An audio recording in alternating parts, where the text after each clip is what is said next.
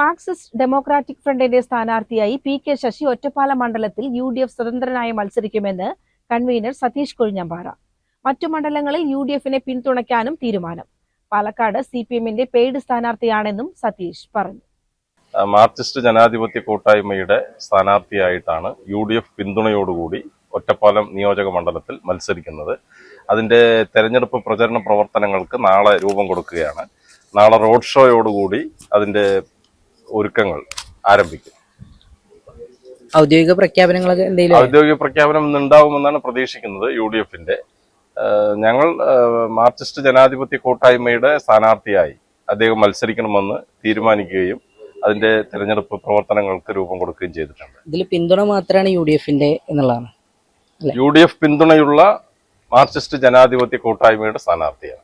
CPMവുമായി ഇടഞ്ഞ് party വിട്ട P K. Sasi വരുന്ന നിയമസഭാ തെരഞ്ഞെടുപ്പിൽ ഒറ്റപ്പാലം മണ്ഡലത്തിൽ കോൺഗ്രസ് സ്ഥാനാർത്ഥിയായി മത്സരിക്കും. സ്ഥാനാർത്ഥി പ്രഖ്യാപനത്തിന് ശേഷം മണ്ഡലത്തിൽ റോഡ് ഷോ നടത്തും. ശശിയെ കോൺഗ്രസ് സ്ഥാനാർത്ഥിയായി പ്രഖ്യാപിക്കുന്നതുവരെ ഒരു വിഭാഗം എതിർപ്പ് അറിയിച്ചിരുന്നു. ഇതെല്ലാം മറികടന്നാണ് UDF സ്ഥാനാർത്ഥിയായി ശശിയെ പ്രഖ്യാപിക്കുന്നത്. മാർക്സിസ്റ്റ് ഡെമോക്രാറ്റിക് ഫ്രണ്ടിന്റെ സ്ഥാനാർത്ഥിയായി പി.കെ. ശശി ഒറ്റപ്പാലം മണ്ഡലത്തിൽ UDF സ്വതന്ത്രനായി മത്സരിക്കുമെന്ന് കൺവീനർ സതീഷ് കൊഴിഞ്ഞാമ്പാറ പറഞ്ഞു. പാലക്കാട് CPMന് പെയ്ഡ് സ്ഥാനാർത്ഥിയാണെന്നും സതീഷ് പറഞ്ഞു. ഇപ്പോൾ നമുക്കറിയാം, പാലക്കാട് CPMന്റെ സ്ഥാനാർത്ഥി എന്ന് പറയുന്നത് ഒരു സ്വതന്ത്ര സ്ഥാനാർത്ഥി തന്നെയാണ് പാർട്ടി നിർത്തിയിട്ടുള്ളത്.